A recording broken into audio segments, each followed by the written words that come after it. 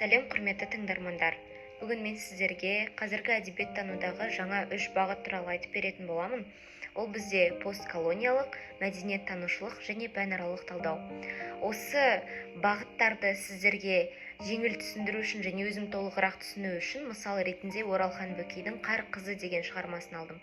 Дәл осы шығармада табиғат, адам психологиясы, тылсым дүниелер барлығы ұштасқан және де осы талдауларға өте жақсы келеді. Постколониялық деген сөзге бір қараған кезде өте күрделі сөз болып көрінеді, алайда оның түпкі мағынасы өте қарапайым. Бұл дегеніміз отарлау әдісі ұлттың қоғамның ішінде адасуы деген мағынаны береді. Қар қызында да адамдардың боранның арасында адасқаны жай ғана берілген сюжет емес. Ол жақта тап бір қоғам адамдары өздерінің ішінде адасып, елден отарлық көріп жатқанын көрсеткен, және қар қызы жай ғана берілген кейіпкер емес. Бұл деген біздің ұлтымыздың символы секілді. Біз қар қызынан айырылсақ, яғни оны жоғалтсақ, біз өзіміздің тамырымыздан айырылдық дегендей. Постколониялық тұрғыдан осы шығармаға қарайтын болсақ, бұл дегеніміз ұлттық болмыстың өзара күресі жайлы. Мәдениеттанушылық талдауда біз мәдениетіне көп көңіл бөлеміз, яғни салт дәстүр, әдет ғұрпы, наным сенімдеріне. Қар қызында сен табиғатпен сөйлескендей боласың. Бұл дегеніміз біздің қоғамдағы соғып тұрған боранға ашулы дүниеге қарағандай, ал жауып тұрған қарға тірі дүниеге қарағанмен тең болады.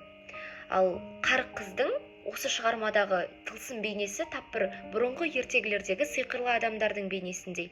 Бұл фольклордың заманауи көрінісі.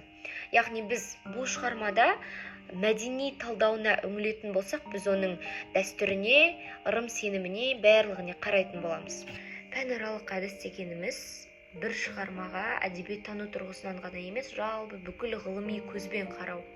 Яғни бірнеше көзілдірікті қатар киіп, қоғамға қарап көрумен тең. Енді осы қар қызын бірнеше ғылыммен қарап көретін болсақ, ол психология жағынан кейіпкерлердің үнемі қорқып, жалғыздықты сезіндіруіне қарайтын болсақ, бұл дегеніміз кейіпкерлердің ішкі жан дүниесіндегі қорқынышты көрсетеді.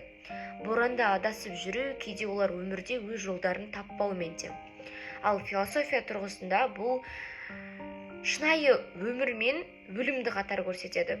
Олар адам баласы табиғатпен күреседі ме, әлде табиғаттың ығына жығылып, сонымен бірге кетеді ме деген бірнеше сұрақтар осы шығарманың астарында шығады. Ал экология жағынан қарасақ, адам баласының қатал мінезі табиғатқа зиян келтіруге әкеледі. Экологияның бұзылуы, оның зиян зардап шегуі адам баласының қатал